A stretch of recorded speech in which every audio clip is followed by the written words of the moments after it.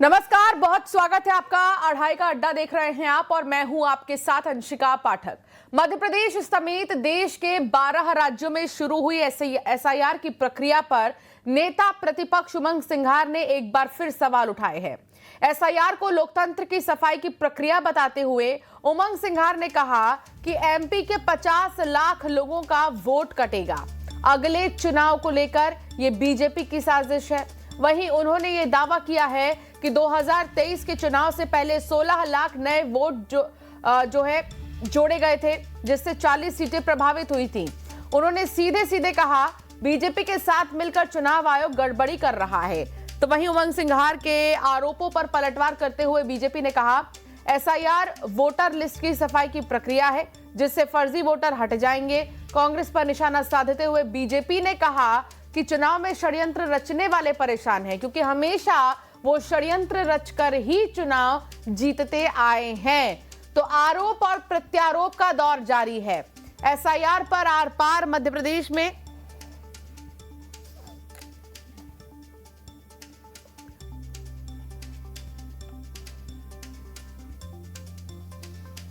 तो लगभग मैं कह सकता हूं कि 40-50 लाख से ज्यादा लोग मध्य प्रदेश के बाहर काम करते हैं, मजदूरी करने जाते हैं या रोजगार करते हैं।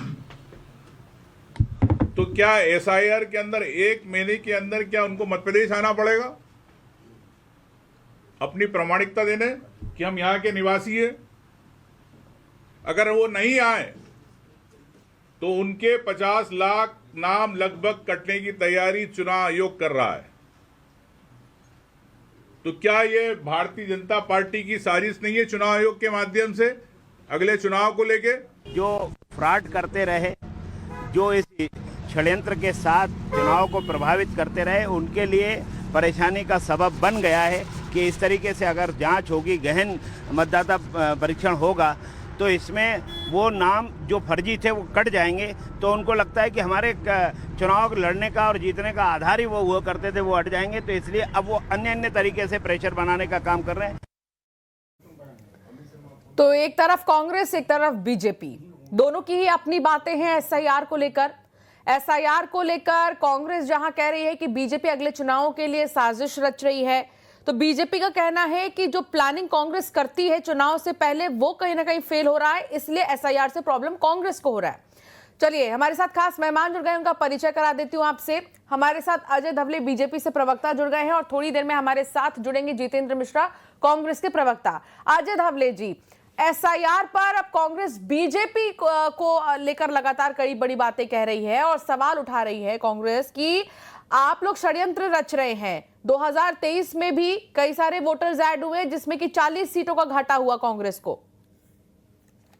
अंशिका जी, सर्वप्रथम तो कांग्रेस की इस सोच पर ही हास्यास्पद सोच है कांग्रेस की कि देखिए, संवैधानिक मैंडेट है, ये कॉन्स्टिट्यूशनल मैंडेट है भारतीय चुनाव आयोग का कि उसे इस प्रकार से मतदाता सूचियों का विशेष गहन पुनरीक्षण करना है, मतदाता सूचियों में नामों को जोड़ना है, नामों को हटाना है। ये और चुनाव आयोग प्रत्येक चुनाव के पहले अपनी मतदाता सूची को इस प्रकार से व्यवस्थित करते रहता है। तो मतदाता सूचियों का शुद्धिकरण ये कॉन्स्टिट्यूशनली दिया हुआ अधिकार है चुनाव आयोग का, जिसका समय समय पर चुनाव आयोग उपयोग करते रहता है। रही बात अब जिनके पेट में दर्द हो रहा है, उन लोगों से ये प्रश्न होना चाहिए कि एसआईआर क्या पहली बार हो रहा है? वर्ष 2003-4 में भी एसआईआर हुआ था, उसके पूर्व भी देश के संविधान के प्रदत्त अधिकारों के तहत चुनाव आयोग ने एसआईआर कराया है। और ये प्रक्रिया आवश्यक क्यों है? तो इसके 4 प्रमुख ऑब्जेक्टिव होते हैं। एक तो जो डुप्लीकेट प्रविष्टियां हैं, एक ही व्यक्ति का एक से अधिक जगह नाम है, उन नामों को हटाना। दूसरा है जो मृतक मतदाता है उनके नामों को डिलीशन करना। कुछ स्थानांतरित जो माइग्रेटेड मतदाता है, स्थलांतरित है, उन नामों को हटाना। और तीसरा है अवैध प्रवासियों का, जिसको हम कहेंगे लीगल इमिग्रेंट्स, तो उनके नामों को हटाना। समय समय पर चुनाव आयोग बार बार इस बात की जानकारी देते रहता है कि इस प्रकार से मतदाता सूचियों का पुनरीक्षण आवश्यक है। कभी हमने देखा है कि चुनाव दर चुनाव इसी प्रकार से मतदाता सूचियों को व्यवस्थित करते भारतीय चुनाव आयोग निष्पक्ष और पारदर्शी प्रक्रिया के माध्यम से चुनाव करते आए हैं। मध्य प्रदेश के भी परिप्रेक्ष्य में यदि बात करें तो हाल 5 करोड़ 60 लाख से अधिक लोगों ने अपने मताधिकार का उपयोग किया और अपने मताधिकार का उपयोग करके उन्होंने अपने जनादेश के माध्यम से सरकार को चुना है। कांग्रेस को बार बार इस विषय पे इसलिए आपत्ति लेनी होती है कि संवैधानिक संस्थाओं को जो लोग विश्वास जिनको बनाने की आवश्यकता है। देश के प्रमुख विपक्षी दल का काम है कि वो संस्थाओं में विश्वास उत्पन्न करने के लिए अपने प्रयास करें। लेकिन हमने देखा कि संविधान की किताब हाथ में लेकर घूमने वाले राहुल गांधी किस प्रकार से उस आर्टिकल 324 से एम्पावर्ड किया हमारे देश के इलेक्शन कमीशन को कि वो मतदान से रिलेटेड इलेक्शन कंडक्ट करने से लेकर सारी प्रक्रियाओं के लिए एकमेव संस्था है। दूसरी हम बात कर ले representation of people act 1950 section 21 clause 3, ये कंप्लीटली एम्पावर्ड करता है चुनाव आयोग को कि वो इस प्रकार से एडिशन डिलीशन का काम करते रहे और समय समय पर इस प्रकार से शुद्ध मतदाता सूचियां हमारे समक्ष रखें, जिसके माध्यम से फेयर और ट्रांसपेरेंट मैनर में इलेक्शन कंडक्ट करते रहे। आज जिस प्रकार से हमारे मध्य प्रदेश के विपक्ष के नेता उमंग सिंघार जी ने आरोप लगाया कि इसके पूर्व भी उन्होंने 40 विधानसभा सीटों पर मतदाता बढ़ने की वजह से या घटने की वजह से उन्हें कैसे नुकसान हुआ है, तो तब भी हमने हमारे भारतीय जनता पार्टी प्रदेश कार्यालय में प्रचार वार्ता के माध्यम से जीतू पटवारी जी के उन आरोपों को सिरे से खारिज किया था। हमने कहा था कि एक 45 डेज का टाइम पीरियड होता है आपको इलेक्शन पिटीशन फाइल करने के लिए, विद इन टाइम बाउंड आप लिमिट में आपको इलेक्शन पिटीशन फाइल करने की, यदि आप पर्टिकुलर विधानसभा क्षेत्र के नतीजे से आपको लगता था कि उसमें धांधली है या नतीजे को प्रभावित करने के लिए इलेक्शन कमीशन ने या भारतीय जनता पार्टी की सरकार ने कोई इसका कोई रोल रहा है, तो भारतीय जनता पार्टी हमेशा से इस बात का आग्रह करती है कि यदि आप देश की संवैधानिक संस्थाओं पर आरोप कर रहे हैं तो तथ्यात्मक आरोप कीजिए, एविडेंसेस के साथ में बात कीजिए। हमारे देश में व्यवस्था है इलेक्शन पिटीशन फाइल करने के लिए। आप किसी चुनाव से आपको लगता है कि निश्चित रूप से कोई चुनाव धांधली के बाद वजह से जीता गया है, कहीं सबोटाज हुआ है, तो आप उसको समझ लाइए। लेकिन कांग्रेस सिर्फ आरोप लगाती है। हाल ही में हमने देखा कि महादेवपुरा लोकसभा कॉन्स्टिट्यूंसी के लिए इनके देश के leader of opposition Rahul Gandhi ji ने आरोप लगाया। चुनाव आयोग ने कहा था क्या ऑन एफिडेविट आप सारे एविडेंसेस दे दीजिए, हम आपको उत्तर दे देंगे, लेकिन उसके बाद भी कुछ पक्ष प्रभावित पक्ष वहां चले गए। सुप्रीम कोर्ट में सर्वोच्च न्यायालय से भी डाक फटकार पाके आई। बिहार के स्पेशल इंटेंसिव रिवीजन को लेके चाहे हम योगेंद्र यादव की बात कर ले, एडीआर की बात कर ले, पीयूसीएल की बात कर ले या आरजेडी की बात कर ले, बंच ऑफ पिटीशन फाइल हुए थे और डिमांड यही थी कि एसआईआर बिहार एसआईआर को रोका जाए। ऑनरेबल सुप्रीम कोर्ट ने कैटेगोरिकली और ये बार बार कहा कि स्पेशल इंटेंसिव रिवीजन या मतदाता सूचियों का विशेष ज्ञान पुनरीक्षण, मतदाता सूचियों का शुद्धिकरण या इलेक्शन से कंडक्ट करने वाली सारी। जी सवाल ये है कि कोर्ट तक मामला गया, कोर्ट तक मामला जाने के बाद वहां से ग्रीन सिग्नल मिला, सब कुछ कानून प्रशासन कॉन्स्टिट्यूशन के दायरे में जब सब कुछ हो रहा है, बावजूद इसके आखिर में क्यों कांग्रेस बार बार चुनाव आयोग और बीजेपी की मिली भगत का ठीकरा फोड़ती है बीजेपी पर हर बार? आकांक्षा जी, बहुत सिंपल सा लॉजिक है। जो जनता के जनादेश को नकारते हैं, जनता बार बार जिन्हें सबक सिखा रही है, उन्हें केन प्रकार देश की जो संवैधानिक संस्थाएं है, हमारा जो लोकतंत्र मजबूत हुआ है 70 वर्ष के बाद, आज डेमोक्रेसी की खुलती थी। 90 करोड़ लोगों ने 2024 के लोकसभा चुनाव में अपने मताधिकार का प्रयोग करके एक चुनी हुई सरकार हमारे समक्ष है। लेकिन जिनको उस पर विश्वास नहीं है, उन्हें सिर्फ आरोप प्रत्यारोप करना है और देश के सामने देखिए एक क्रेडिटेबिलिटी का विषय होता है। Leader of opposition Rahul Gandhi bar bar fail हो रहे हैं, तो कांग्रेस ये तो स्वीकार नहीं कर सकती कि हमारे नेतृत्व में कमी है। तो नेतृत्व की कमी को छुपाने के लिए इस प्रकार से संवैधानिक संस्थाओं पर आरोप लगाए जाते हैं। और मैंने आपको सुप्रीम कोर्ट का उदाहरण दिया, सर्वोच्च न्यायालय ने जो बच्चों पिटीशन बिहार एसआईआर को लेकर लगे तो उसमें कैटेगोरिकली कहा है अजय धबले जी, ये कंप्लीटली प्रेरोगेटिव है, ये कंप्लीटली अधिकार है चुनाव आयोग का, जिसका चुनाव आयोग उपयोग करे। ठीक है, एक रिएक्शन जल्दी से मैं जितेंद्र मिश्रा से ले लेती हूँ, कांग्रेस से हमारे साथ जुड़े हुए। जितेंद्र जी, 12 राज्यों में एसआईआर की प्रक्रिया शुरू हुई तो उमंग सिंघार का बयान आया है कि बीजेपी का षड्यंत्र है चुनाव से पहले। सवाल यह है कि एसआईआर से प्रॉब्लम क्या? अंशिका, एसआईआर से प्रॉब्लम नहीं है, एसआईआर के तरीके से प्रॉब्लम है। हाँ। और मुझे एक चीज ये बताइए कि चुनाव आयोग को लेकर के अगर हम कोई आरोप लगा रहे हैं तो जवाब भारतीय जनता पार्टी से क्यों आता है? मैं ये पूछना चाह रहा हूँ। ये चुनाव आयोग के सदस्य हो गए क्या? सरकार क्यों जवाब देती है? चुनाव आयोग को जवाब देना चाहिए। इस देश के सारे राजनीतिक दल चुनाव आयोग की प्रक्रिया पर सवाल उठा रहे हैं, जवाब भारतीय जनता पार्टी दे रही है। भारतीय जनता पार्टी को तकलीफ नहीं है, पूरे राजनीतिक दलों को तकलीफ है। तो समझने का प्रयास ये होना चाहिए कि भारतीय जनता पार्टी के साठगांठ चुनाव आयोग के साथ तो नहीं है। बस इसी को लेकर के हम लगातार विरोध कर रहे हैं। मध्य प्रदेश में 54 लाख वोट कम करके एसआईआर की तैयारी कर रहे हैं। एसआईआर के बाद जो फिजिकल वेरिफिकेशन के बाद जो स्थिति बनती तो हम बात करते उस पर। आपने पहले नाम काट दिए, अब उसकी इतनी जटिल प्रक्रिया कर दी। इस प्रदेश में आपको बताऊं वंशिका जी, जयदेव गोविंद का भी नाम काट दिया था इसी चुनाव आयोग ने। तो इस तरह के फैसले ट्रांसपेरेंसी आएगी थोड़ी? ट्रांसपेरेंसी कहां से आएगी जब आप पहले 50 लाख वोट 60 लाख वोट मध्य प्रदेश में कब कर देते, इसके बाद एसआईआर से उसको जोड़ने की बात करते। एक भारतीय जनता पार्टी के कार्यकर्ता उसने उसकी आईडी से 6000 वोट डिलीशन हुआ मध्य प्रदेश में। बताइए आप ये कहां का न्याय है?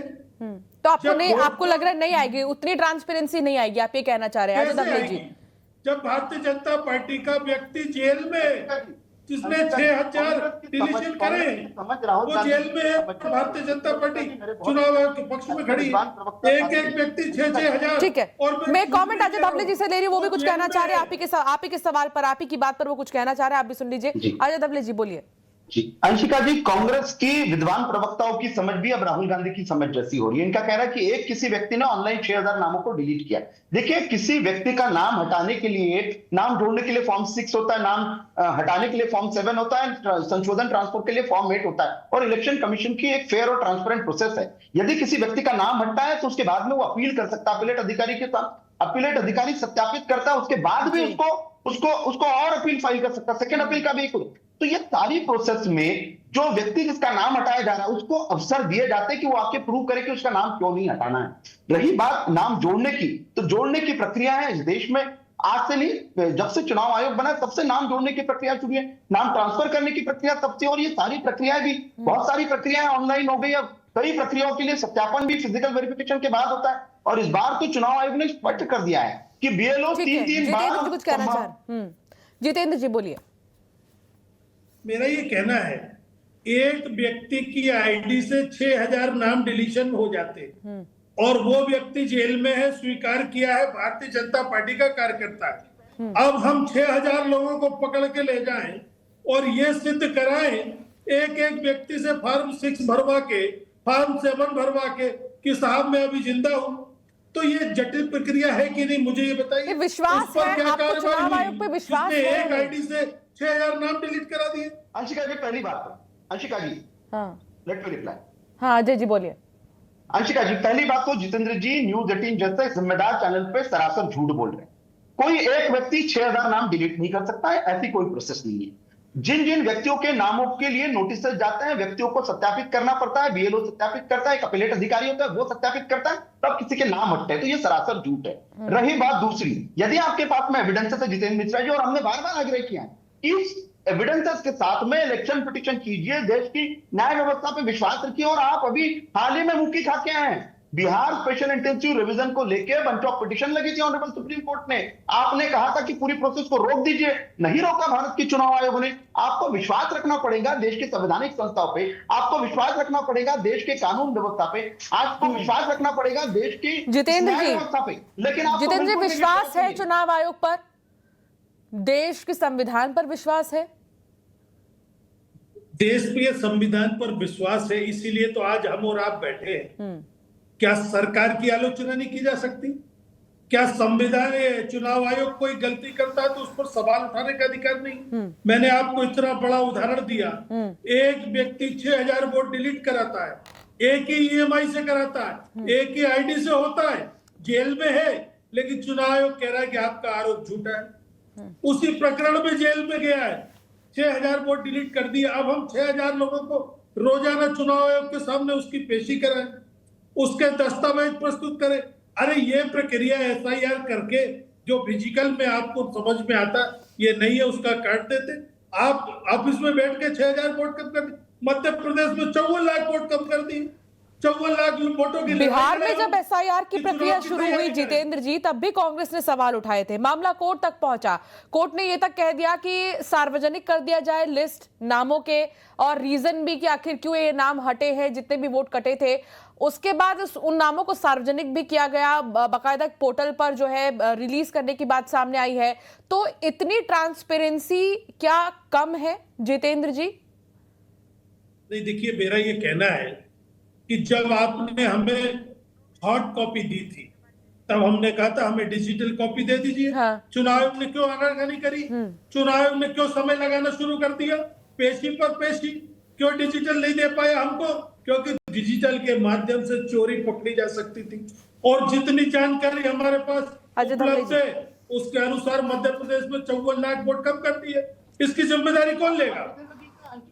जितेंद्र जी से दो अजय प्रश्न धवले जी। पूछिए। मध्य प्रदेश में जितेंद्र जी से 2 प्रश्न पूछिए। मध्य प्रदेश में 54 लाख नामों को हटाने की ये बात कर रहे हैं, कितनी इलेक्शन पिटीशन कांग्रेस ने फाइल की या कांग्रेस के प्रभावित उम्मीदवारों ने फाइल की?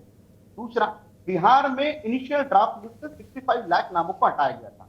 आपको जानकर हैरानी होगी, मात्र 30,000 ऐसे अपील आई थी, 30,000 लोगों ने फॉर्म भरे थे कि जिन्होंने कहा था कि हम प्रभावित हुए। तो आप समझ सकती हैं कि किस प्रकार से कांग्रेस का एक झूठा नैरेटिव, जो हमने नहीं पकड़ा, जो सर्वोच्च न्यायालय में पकड़ा गया। सर्वोच्च न्यायालय ने कहा था कि आप लिस्ट को पब्लिक डोमेन में डाल दीजिए। चुनाव आयोग ने तो बाकायदा प्रेस कॉन्फ्रेंस भी किया था इस पर। विदिन 24 आवर्स वो लिस्ट पब्लिक डोमेन में आ गई। फिर सुप्रीम कोर्ट ने कहा कि भैया ये जो प्रभावित लोग हैं वो देश की न्याय व्यवस्था के पास नहीं आ रहे, वो इलेक्शन कमीशन के पास नहीं आ रहे, वो विपक्ष के पास ही क्यों जा रहे हैं? तो देश के समक्ष ये भी प्रश्न आ गया कि विपक्ष से राजनीति करने के लिए बिहार की एसआईआर पे उन्होंने प्रश्न चिन्ह खड़े किए थे, लेकिन जब मुंह की खाके आए, अब मध्य प्रदेश में भी कर रहे हैं। जितेंद्र जी, लास्ट रिएक्शन जल्दी से। नहीं, देखिए, इस प्रक्रिया के तहत आपने देखा बिहार में कितना बड़ा घोटाला किया चुनाव आयोग ने। अब वही घोटाला मध्य प्रदेश में करने जा रहा है और इसके अलावा हर राज्यों में। मुझे समझ में नहीं आता कि पूरे देश के राजनीतिक दल जिस बात का विरोध कर रहा है, भारतीय जनता पार्टी को क्यों तकलीफ नहीं? क्या आपकी साठगांठ नहीं है इनके साथ, या चुनाव आयोग आपकी बातों के अनुसार काम कर रहा है? मेरा ये कहना है एसआईआर से कोई दिक्कत नहीं है, एसआईआर के तरीके से दिक्कत है। वोट काट देते हैं, जब हम लगातार प्रमाण प्रस्तुत करते हैं तो हमको लिस्ट देने में दिक्कत, डिजिटल सूची देने में दिक्कत करते। आखिर ये चलिए, आपने देखना होगा कि आखिर ये बातें आप कहां तक जाएंगे। जितेंद्र जी, समय की कमी है, बहुत शुक्रिया अपनी बात रखने के लिए। अजय धवले जी, बहुत शुक्रिया साथ जुड़ने के लिए, अपनी बात रखने के लिए, डिबेट में शामिल होने के लिए।